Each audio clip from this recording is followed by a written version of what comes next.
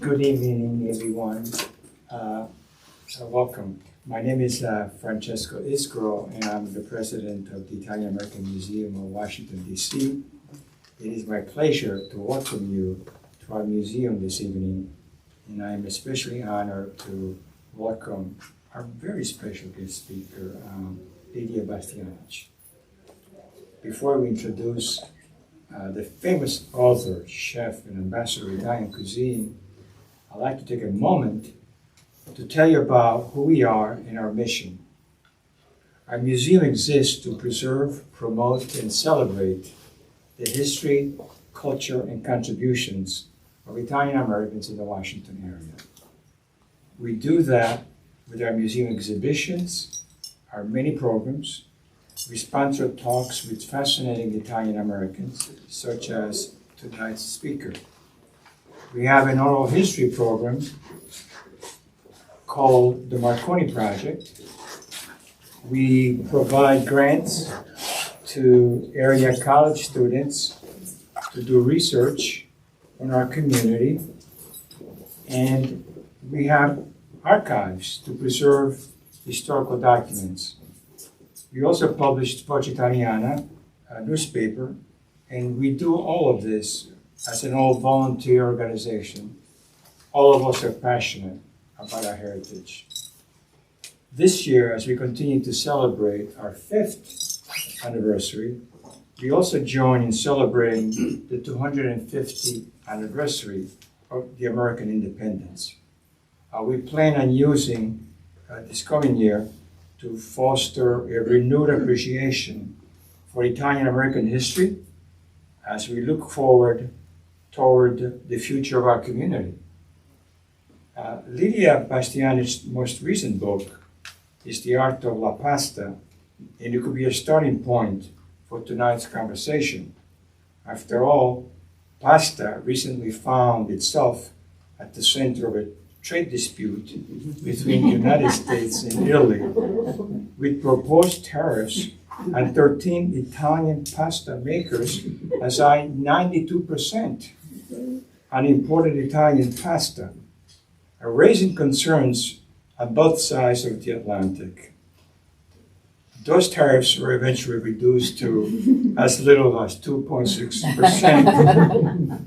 So fortunately, the pasta war is over for now. As an Italian American, however, I have been fascinated by one of Lidia's earliest and most influential books for our community, Lidia's Italian American Kitchen,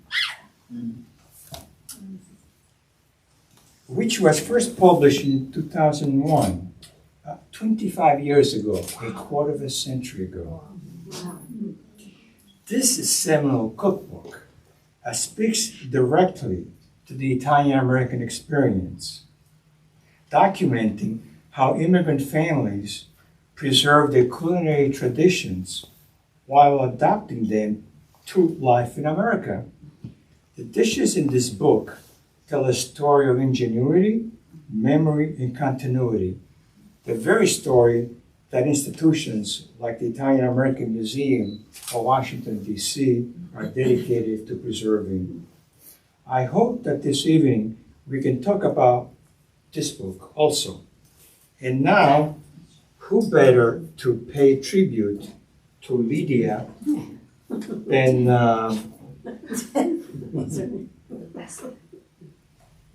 a great admirer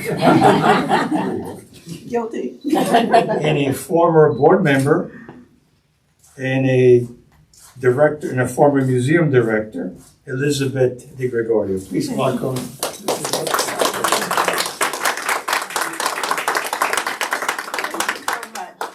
Thank you, Francesco, for that warm welcome and a lovely introduction. Thank you and welcome for being here with us on a lovely evening that was 40 degrees day today, so we are all rejoicing and thankful for that. And a big thank you to Simonetta Baldassari, who made this special event possible and who is a force of nature within herself. So tonight, Have no fear. After we speak, we're going to probably spend 35 minutes here. Come up to the 4th floor to one of the galleries. There's a beautiful table, all fixed with beautiful food, charcuterie, sweets. We are definitely going to feed you a little Prosecco, so have no fear. Food still reigns supreme. It's really my honor and my privilege to introduce our guest of honor, Lidia Bastianich. It's a dream come true. When she wanted to ask me, I was just over the moon. Lidia is an Italian-American culinary leader and one of the most influential voices in Italian-American cuisine in the United States. She has built a remarkable and multifaceted career as a chef, a restaurateur, an author, a television host. She's the owner and founder of several acclaimed Italian restaurants in the United States and a founding partner and ambassador for Italy.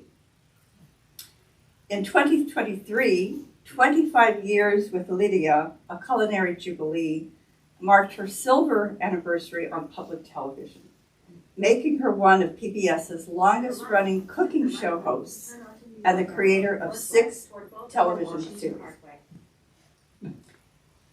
A beloved culinary personality, Lidia welcomes her audience as family.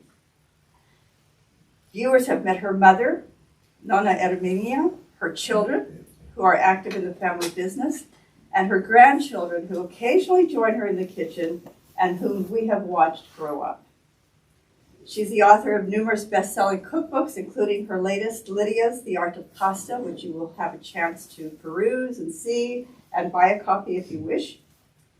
She has received many honors, including 2 Emmy Awards, 7 James Beard Awards, and in 2024, the Daytime Emmy Lifetime Achievement Award. Lidia's gratitude for the opportunity she has received is also reflected in her philanthropic work through her foundation. Having followed her work many years, watching her on PBS, reading her cookbooks, experiencing her restaurants, I would describe Lidia's life and career through 5 simple qualities: resilience, creativity, faith, family, and food. Resilience. From hardship to hope, Lidia's life is a story of courage and forward motion. Creativity. For Lidia, cooking is a living art, sharpened by memory, imagination, and heritage. Faith. Faith guides her daily life and her care for others, including cooking for Pope Benedict XVI in 2008 and Pope Francis in 2015 during their visits to the United States. Family is her true north, rooted in history, sacrifice, and love passed down. Thank you for being here. My pleasure being here and sharing. I guess you saw some of my life. Thank you, Father, for coming. Georgetown University. There's a teacher from Georgetown. My daughter, Tanya, who collaborates with me, graduated from Georgetown. My granddaughter, Julia, the little one there, just graduated last year. So I have connections. And I do come to Washington for the Italian community, the consulate, and do events and whatever. But my story is basically an evolution of a young family escaping communism, escaping back into Italy after World War II, because the area, Istria and Dalmatia, was part of Italy. And World War II ended in 1944. There was about 3 years where the Allied forces and everything kept watch. Where is the border going to go? In 1947, actually, that the border was decided in Trieste, and that was given to Italy, and Istria was given to Communist Yugoslavia, which was tough because the border went up, communism set in. Now, you know, when you grow up in today's day, when you are kind of on the border, a borderline situation, you are ethnically what you are. And at home we were Italian, spoke Italian, whatever, but you also kind of absorbed. So speaking 2-3 languages at that age was okay. So you do feel the other, but basically, you are what you speak with your mother.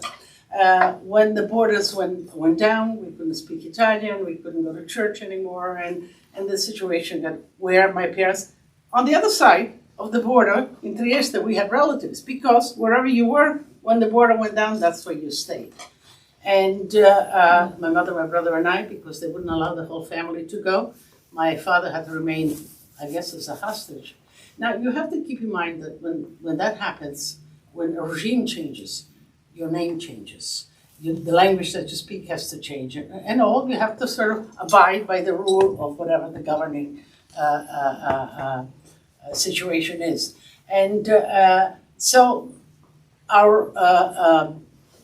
documents were completely different names and whatever, and they didn't give anything to my father. He had to stay. He ultimately, after we were 2 years, 2 weeks with the aunts and the family, he escaped the border and joined us in Trieste. Mm-hmm. And that's where, you can, I guess my parents began to realize, where do we go now? They didn't have the papers because of the change of the regimes and all that. They asked for refuge or the police and whatever, and we ended up in a refugee camp. The political refugee camp was for people fleeing communism. And that was run by the Vatican. The Vatican had made a commitment that after World War II, they would take care of the European immigrants and the moving of European immigrants. We were there for 2 years, and it was, in retrospect, this is, oh my God, Lydia, I don't, it's not that I have big regrets. It ultimately led me to who I am.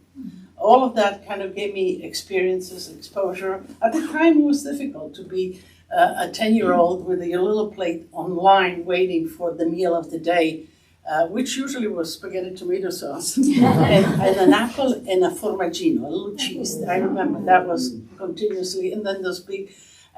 But looking back and whatever, I think it gave me the sensibility that I have towards food, towards feeding people that need food, and just, towards other human beings. So my parents applied to be immigrants, whoever would take us. That time, America was open, Australia would open, Canada would open, even I remember Argentina. There's a lot of Italians in Argentina. And we were blessed because it was 1956, Dwight Eisenhower was the president, and he opened immigration for people fleeing communism. So, the situation that's going on with immigrants and here, I lived it, and I'm all the better for it because we were given this great opportunity to come in America and start our lives all over again.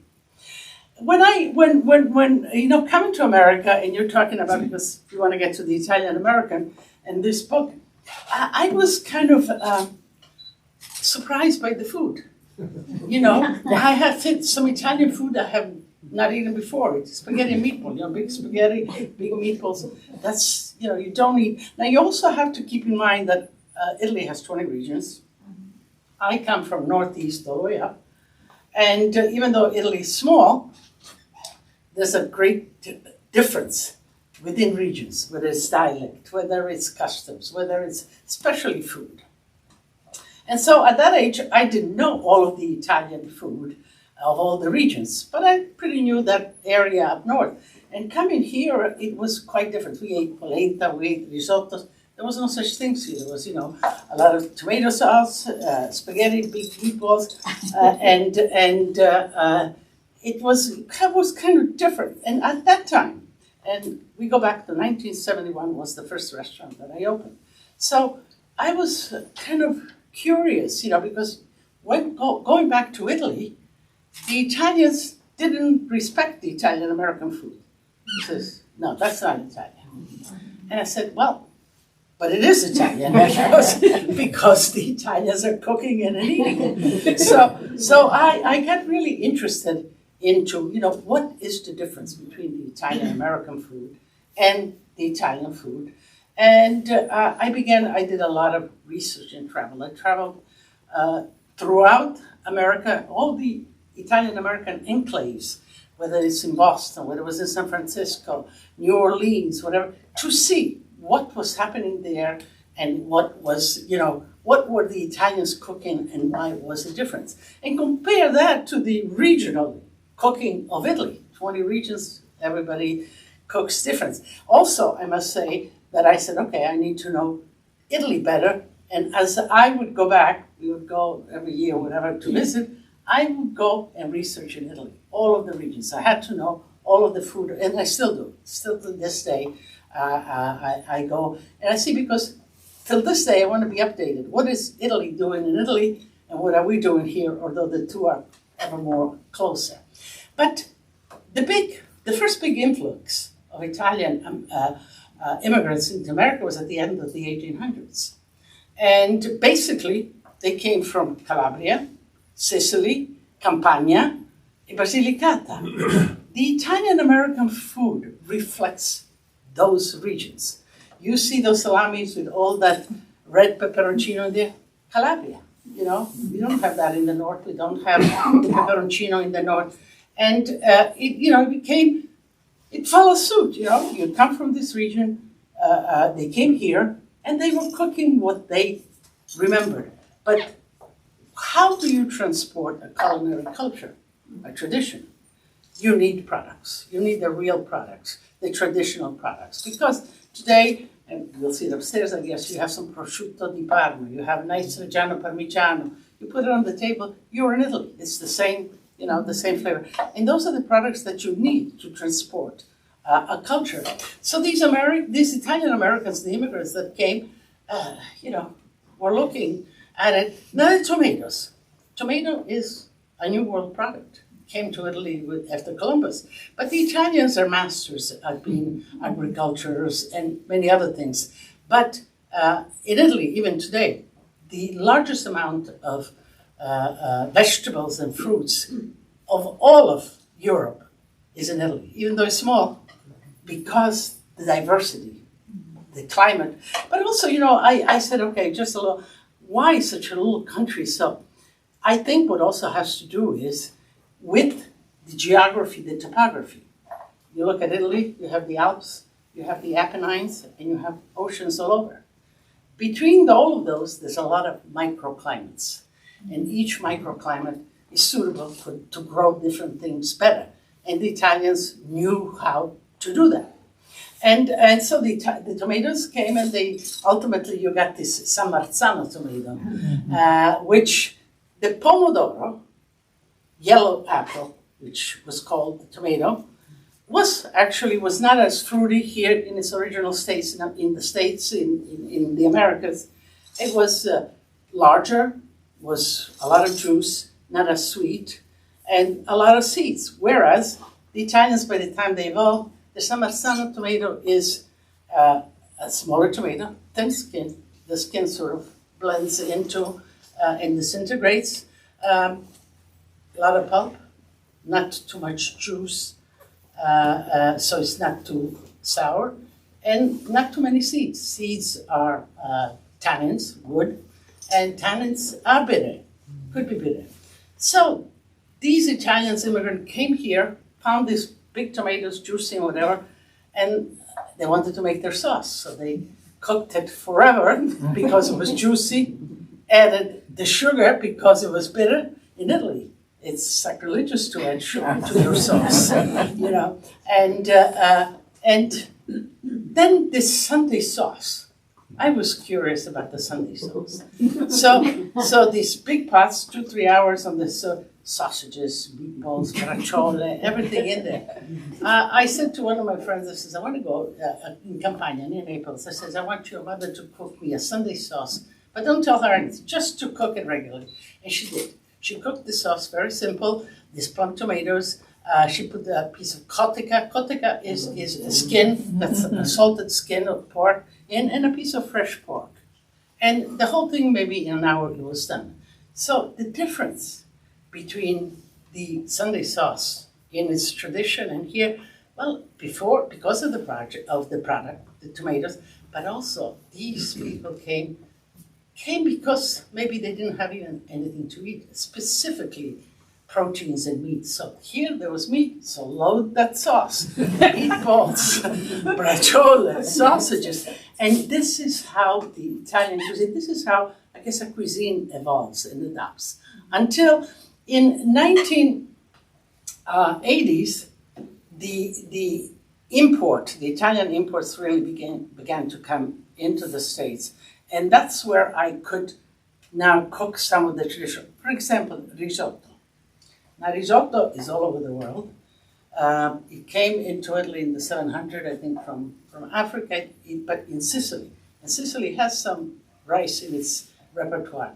But the real strength of rice in Italy is as it traveled up into Lombardy in the Po Valley, where it has all the tributaries. And Italy now is the largest producer of rice in Europe. Rice, there's more than 1,200 different varietals of rice around the world. But to make risotto, you need a short grain rice, and which Italians, really go well in Italy. And so unless you have the short grain rice, quickly, why short grain rice? Because the ratio of starches within, because the rice after it's milled is about 98% starch. So there's two major starches, and amylose and amylopectin, but the names really doesn't, but it is the chain of the starch. So in a short grain rice, the short chain starch is more prevalent.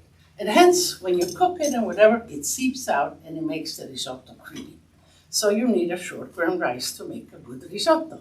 And at the end of the 70s, beginning of 80, 81, when I opened for Lidia, I could begin to do risotto because I was having the products. Polenta was coming in, even though corn is a new world product as well. When it first came, we made polenta, of course, at home. We have friulana, we do a lot of it. But the cornmeal that was milled here was different than the polenta, even though it's the same species. But I began to cook all those traditional dishes. And the Italian cuisine, the regional cuisine, was really beginning. So you had the two roads, the Italian-American cuisine and the Italian cuisine, the regional Italian cuisine. It still is that way. I think they're two federal cuisines. I mean, certainly the Italian, but I think that the immigrant cuisine is a cuisine that tells the story of people adapting and making do with what they have. And it is the great Italian-American story. And it is still a great cuisine. So I incorporated, that was the book that I did in the research, but I did quite a few, I did 2-year episodes. I did 26 episodes a year, so 50 episodes on the Italian-American story. And people just loved it, and it is. And I must say that the Italian-American story is a great story. It's a story of people that moved on, but people that have a tenacity that I mean, I don't have to talk to you, it's like a lot of you are Italian American, but in the opportunity that America gives to people, especially if you roll up your sleeve, you go out there and you make it happen, you educate your children, and now a lot of Italian Americans are really prominent and are a big part of the American culture and the building of America. So I am very happy and proud to have been invited here and to talk a little bit about it. But if you have any questions, should we open it up? Shall we open it up? Yeah. We have, so Lidia has this episode, or she has this little flip on when she does her Cooking with Lidia, and she says, turns to her laptop and she says, okay, it's time to ask Lidia a question. So ask Lidia. So we're going to do, without a laptop, we're going to do Ask Lidia. So Lidia, I'll start it off. I'm very curious about when you took a lot of guts, 1971, to start working in the industry and then open your own store with your own restaurant without all the products. So did you ever have that moment of total fear and panic of, oh my God, what am I doing opening a restaurant when I don't really have the products that I need to make this a real Italian cuisine? Oh, all the time. There was always, but you know, it's eye-opening for me being a woman, and I certainly wasn't a chef at that early age. My husband was also an immigrant, came before, and he worked in restaurants, and so he was the one that wanted to open the restaurant, and we did. But I realized that, you know, I certainly, the cuisine of choice out there in the menus of restaurants that were successful, because if you start a business, you do a little research to find out what's selling out there, what's not. And Italian-American cuisine, I didn't know. We did hire an Italian-American chef. And I soon realized I went in the kitchen with him. And I spent 10 years with him, and that we were that in the suburbs, in Queens. And we did very well, because, and I learned from him. And again, going back to Italy every summer to research and whatever. So it's a constant, you know, I think whatever you are passionate about something, and you need to know, if you're going to go into business, you need to know what you're selling, what you're doing. And so it was important for me to learn ever more, and I still continue that process. And I think for whatever we do, I think it's Any questions? Any Ask Lydia? I have a comment on that, Okay. because, you know, even today, Americans prefer Italian-American food. And the restaurant owners told me that's what they want. They want abbondanza. They want the meatballs. They want the spaghetti. And so that's what they've been used to. And so I don't know what percentage or what part of the population of Americans actually goes to Italian restaurants. Well, I think that, you know, it is because it's part of their tradition. The Italian-American, now there's in third generation, or whatever it is, and they have been cooking the food that I described. And it's delicious food, and, you know, and they grew up with that, so it's their memories, a recall. You know, food is many things, and you identify with who you are with food. Food takes you back to your grandmother, to your family, to the events, to whatever. So that is a cuisine that is still very vibrant and alive. And even in the present restaurants or whatever, I insert certain dishes, but also people are traveling a lot now. Americans go to Italy, they know Italy very well, and they know, you know, carbonara in Rome or amatriciana in Rome, and versus here. So that people have learned to almost, you know, these two parallel cuisine. And they like the veal parmigiana, chicken parmigiana. They like also the amatriciana, Roman style and whatever. So people having their culture, if you're born in Italy, you're still your regional culture, but also here in America, these two parallel sort of identities of Italians from Italy and Italian Americans. When you went back to Italy and decided to study all the regions, out of the 20, do you have a favorite? In Italy, it's I have favorites according to seasonality, because, you know, Italians eat in season, and there's certain seasons just are better in certain regions. I mean, you know, you go to Piemonte in the fall, the porcini, the tartufi. You go to Sicily in the summer, the eggplants, the peppers, the tomatoes. And so on. In Friuli, we do a lot of spring, when you go wild and forage cuisine. So, you know, you will find a lot of spring dishes that are quite interesting, whatever. So, depends on the season, which, and of course, if I want seafood, you know, Naples and, you know, the great fish, but Italy has so much water that even the seafood cuisine is quite different. You know, you go up in Liguria, I'm there, a lot of bluefish, sardines, and a lot of herbal pesto, but beyond pesto. You go down to Puglia, a lot of chicory, pontarelle, cicoria, you know, the olives. So each region has its beauty. There's not, you know, like, you ask, what is your favorite child?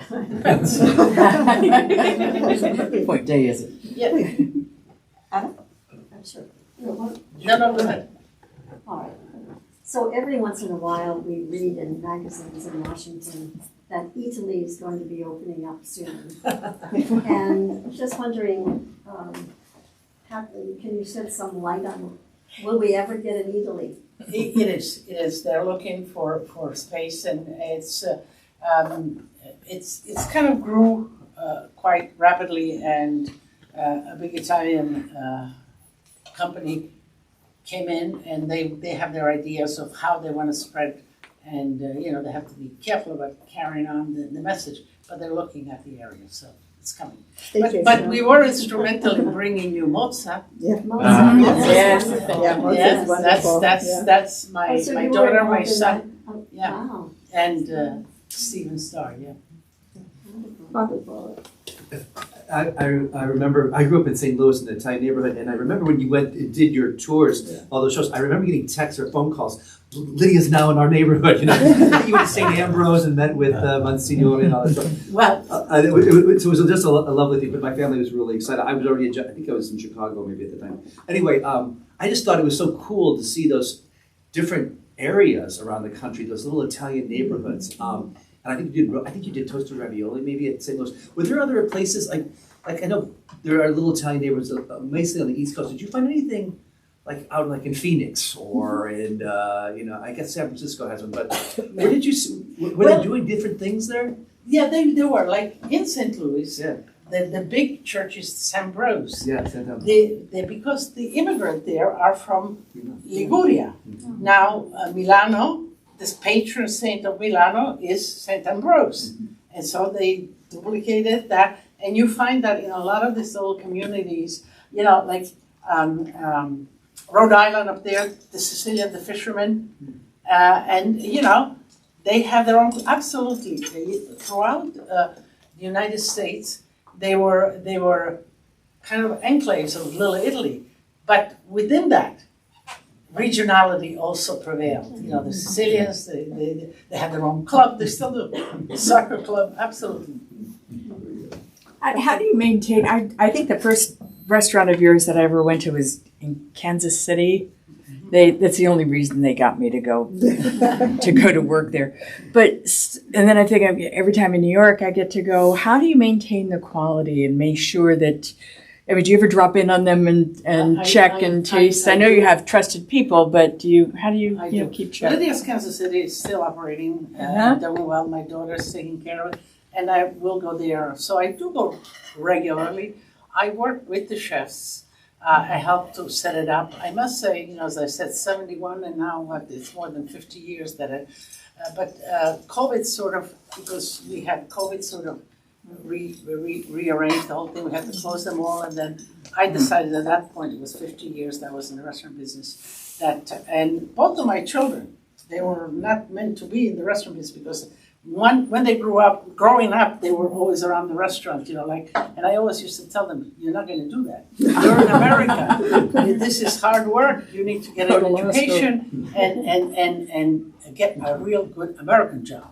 So I didn't know what that is. So my son, business master, Wall Street. My daughter, ultimately Georgetown, Syracuse, Oxford, PhD, Renaissance art history. They're running the shows. They're running the businesses. And it's because I guess, my son, because they're growing up with so much around food, around restaurants. I mean, we lived like in America, but a real Italian way. My mother lived with me. She had an upstairs. The kids would come, the 3-4 generations. And they would come and eat in the restaurants because I worked late. And then grandma would take them home to do the homework and put them to bed. And so they were around the restaurants. And, America, my son went to Wall Street, he was young, whatever, but he wasn't happy. He came after, I think it was a year or something. And he said, I quit. And I said, what do you mean you quit? You don't tell an Italian mom you quit work. and he says, I said, why? He says, I wasn't happy. And so, I wasn't happy. You listen, your heart kind of, okay, what are you gonna do? So he says, well, maybe I'll hang around here. I don't like that. But we did ultimately decide that that's what he wanted to do. We sent him to Italy for a whole year. I think we gave him a limited amount of money, and we connected him with our friends, the restaurants. He would work here, the wine producer here and there, and he fell into loving Italy, and he had a good business mind, still does, and that's his path. To manage individual restaurants, it's very hard. It's hard because you depend on people, but my whole career is not about me, it's about the people around me and collaborating and working together. It's not a solitary journey, but still it is very difficult to run a restaurant and to have it continuous, because when you go out and eat a restaurant and you remember that chicken piccata, you want it the same way the next time, and if it's not the same, your palate memory will remember it. And so this is, it's consistency, and it's not easy. So today's generation, my children certainly kind of are we still have regular restaurants, and I go here and there, but they're into these new concepts, but I tell them, again, the Italian mother, I says, when they sort of decided, okay, we're going to do this together, and I helped them, I said, if you ever fight because of money, I'm going to come and get you wherever you are. Do you see your 5 grandchildren maybe taking the helm? Well, they were always around. They loved food. They cooked when they were, in colleges or whatever. I always got calls and whatever. One of them is Ethan. That's my son's younger son. Is now in Italy. With his father Milano, they just opened wing stops. So what the concept now is, they're bringing some American concepts to Italy. So one of them is into working with his father, developing that concept. The other ones, I'm not sure. They have to sort of, they're going one. 2 are still going for their PhD, and so whatever. Go ahead, please. So I have a question. So growing up Italian American in my grandmother's kitchen, learning all the rules and what goes in what and what does not go in what. How do you there's, as Italians, obviously we're very passionate about food and what is what's the right way to do this. So where's the room for the creativity, for the new things? How do you, there's social media accounts, Italians mad at food, everybody. Well, the food world, especially the restaurant business and chefs, is quite wide. And there are, and I think you read the Michelins and all of that, there are chefs that are about themselves. They learn the craft well, they practice, and then they create. They come out with these new inventive kind of the modern chefs. Chefs, maybe like me, I don't invent. I am a conduit of one culture into another. And this is my choice, and I love it because, I have 2 of the best cultures in the world. And I want to keep them close at hand, if you will, for me, for my children, and so on. So there is a difference out there and I'm talking always about Italian food, the diversity that is here in America with all the other ethnic foods. You're just tempted to mix, as a chef. I am not, because as I said, I transport a culture. I don't reinvent it or invent it. So for me, it's important research, going to Italy, seeing how they evolve, because food evolves. It's a slow process, but every culture, it evolves. And when I go to Italy, I go to the stores, I want to see the frozen food, the prepared food, and all of that, and I says, oh my God. But Italy is very obstinate. They're not willing to give up their tradition as fast as one would think.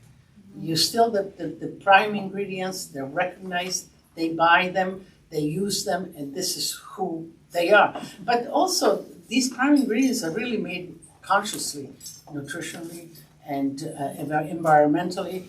The Italian food culture is one to really be respected for many reasons. As far as in Italy, they don't accept meat from Argentina, anything that has MGOs, none of that stuff. The flour. People tell me when they go to Italy, I eat their pizza, I eat their pasta, I eat their buonasera. And they say, I don't feel that bloatiness and whatever. It is because of the product itself. Claudia, you have maybe I one. know you use some fresh herbs and things from your garden sometimes from your programs, and I was just wondering if you could talk about your relationship to growing ingredients, or maybe using those on a personal level or for your restaurants. Well, I grew up, my formative years were right after the war, so my grandmother, food was what it was, and my parents put us actually with grandma in the little town because also of the political situation. But there, we had goats. I would milk the goat every morning, and this is what happened. We made ricotta, we had chickens, we had ducks, we had rabbits. We had 2 pigs, the slaughter every November, making sausages, making blood sausages. And we had enough olives to make olive for things in November, climb up the olive tree, collect them, make the olive. So I was really connected. Go and get me the potatoes. I would go, you just pick up the thing. And I still remember that a potato that was still warm in my hands. And yeah, I can't forget it. It's like it had life, I guess. And so I grew up in that, really understanding the connection and the respect. And I continue to respect that as much as I can. So using things seasonally, growing things. I have a garden. My mother literally always had a garden, as small and as large, because it just gives you. But they say that being connected to the earth and whatever is really health-wise, it makes sense because our body gets sort of it learns to defend itself, if you will, against something. So and of course the Italian is in a Mediterranean climate. So the Italian cuisine is very much about fresh herbs and growth also. But if you go at the different regions, the Italian cuisine is also very much affected by the travels, the spice travels. For example, I come up from north. The whole area where I was the Venetian estate, the Serenissima. The Serenissima ruled for about 1,200 years. It was a city-state, because Italy only was united 100 some years ago. There was a lot of city-states. It was one of the first richer states.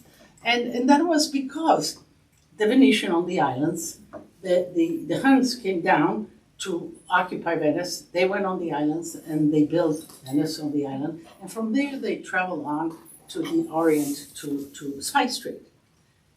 Black pepper, cinnamon, cloves. You'll find it all in my recipes. They're not indigenous to that area. They are tropical belt.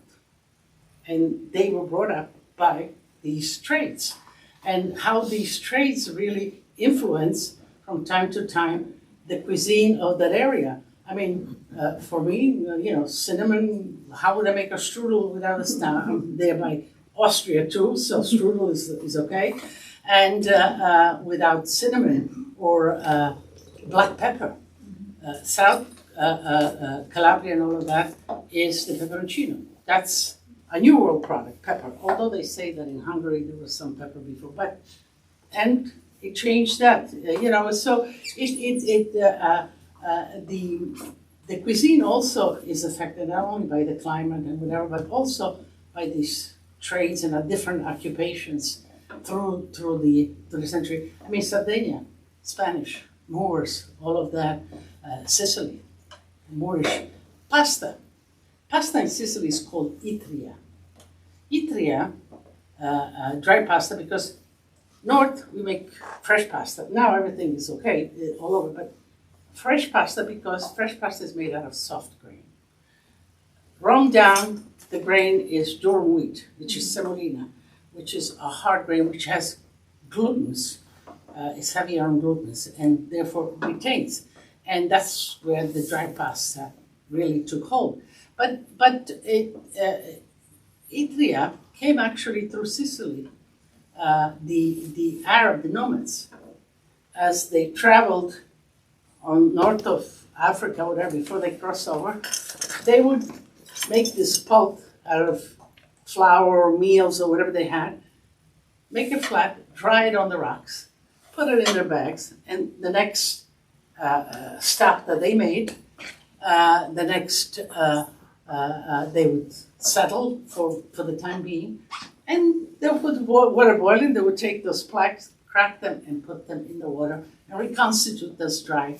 So Idria pasta in Arabic is still called Idria pasta in Sicily. So you can see how things really move and change. We have time for one more question. Sure. If you're willing, and then we'll move everybody upstairs. Yes. I have a philosophical question. Sure. Given sometimes Italians' disappointment when they come here and they think they can find Italian cuisine, it's actually Italian American cuisine, which is quite different, especially if you come from the north, right? Would you call Italian American cuisine the 21st regional cuisine now? Since it's different. I don't know if I have that authority because there's only 20 regions in Italy. The Italians would object, I would say, but it is it's parallel to the real regional Italian cuisine. It's an evolution of the Italian American culture that is here, and you have to attribute it to those immigrants that evolved what they knew with what they found. It's based on the same principle, right? Each region has their own type of food, microclimate, and etc. So here the same thing. They evolved because of what they could find here. I don't know, the Italians are very regional, very proprietary. Just ask one final thing. Yeah. We saw the tape where you mentioned that you cooked for 2 popes. Yes. And let's not talk about this before. What did you make? What was the name? That's a question we all want to know. Okay. Did they have All a right. favorite? Yeah. So first of all, I get how did you get to cook for the 2 popes?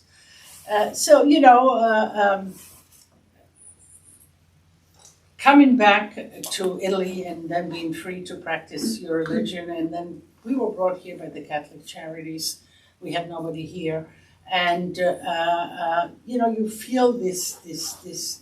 Once you sort of are on your feet, you feel this sense of gratitude and people that helped you, and so I feel very committed to do things and try to give back as much as I can, and I do. How does a chef do best? By doing a dinner. People come, they pay, and the money collected goes to charity. I did at the United Nations quite a few dinners for the Women's World Organization.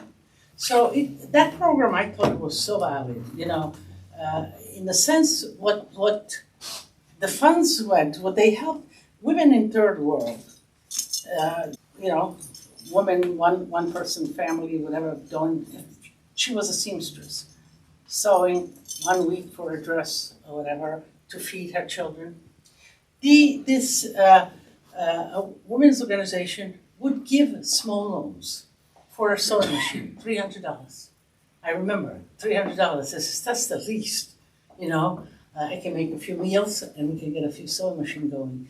And then the woman became a little entrepreneur. She could make now 3-4 dresses a week and whatever. So I would do a lot of these things at the United Nations. I did for UNIFEM, UNICEF, this was the Unifemer organization. And there, I think the nuncio at the time got to know me. I guess he came to the events. And we became, and then I guess I did a few things for them and fundraiser. So when the Pope was coming, he says, Lidia, can I cook for the Pope? The nuncio. By then I says, of course. I mean, I never thought it was going to happen, but it did. And so Pope Benedict was coming. And the popes, they don't stay in hotels or eat out in restaurants. They stay in the nuncio's house and they eat there and whatever. And so I moved in with the Pope. No, they had it's in New York. The house is a double brownstone on 72nd Street, and it's upstairs the room for the guest room with a little altar or whatever, and then there's the reception, the dining room, and then there's the kitchen downstairs. So I was downstairs, and for Pope Benedict. I said, okay, he's German. I did a little research. His mother was a chef. So I said, okay, he knows how to eat. and so what you do is you cannot just cook. I had to propose my menus to the Vatican. And you got back corrections, this and that and whatever. But with him, what I thought is I'm going to pull out my kind of Germanic, if you will. And I cooked some sauerkraut, I cooked spätzles for him, I cooked strudel, all of these kind of stuff. He really appreciated it. And you are really close because they live upstairs and they come down, you give them breakfast, they eat upstairs, but you sort of serve them, you see them kind of pass by. And I asked him, he says, my mother's flavors. So he recognized. For Pope Francis, now he was from Piemonte, but he lived in Argentina. So I says, I'm going to give him some meat. I was going to make a prime rib, big thing. I sent it to the Vatican, and they mixed it all. Supposedly he was already beginning not to feel good or whatever. So, but I made chicken soup because that's a given. If you travel in Italian culture, you need to have chicken soup. So I made soup, they made tortellini for all of them. And for Francis, I made, it was, I think, springtime, March, I think it was, whatever. The striped bass was running beautiful out of Long Island. So I roasted fish for him. I made peach tart. He liked his sweets. I made a nice peach tart. So, you kind of work this way between the Vatican and yourself. Work with the Vatican. They're tough down there. They're very tough. You got through. Thank you so much. All set?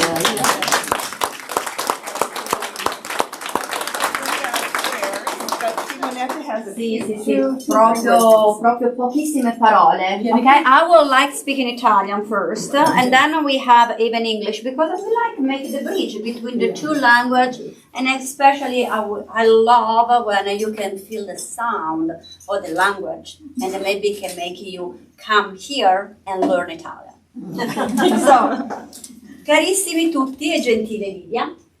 Grazie per aver accolto il nostro invito ed essere qui con noi questa sera. È davvero sorprendente vedere come la comunità italiana, quella di ieri e quella di oggi, riesca ancora a costruire un ponte capace di unire persone, linguaggi e culture diverse. Un ponte che quasi per magia continua a portare con sé l'eccellenza, la passione e l'identità del nostro tricolore.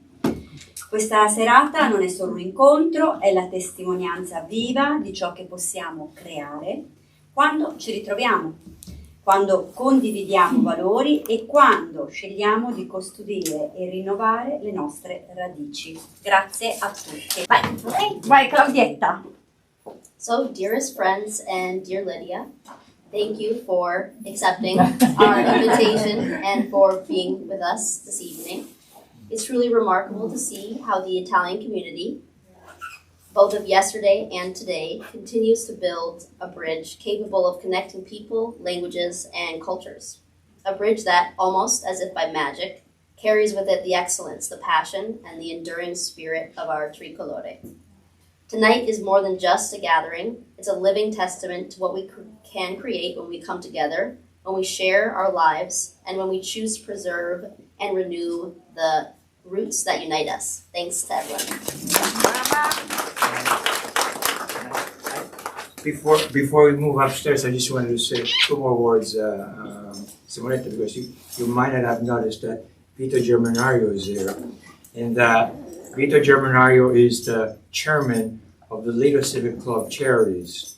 And the Lidia Civic Club is also a great supporter of the Twinning Project with the Casa Italiana, Italian American Museum in Washington, D.C. Absolutely. And so we support it every year. Thank you, Vito.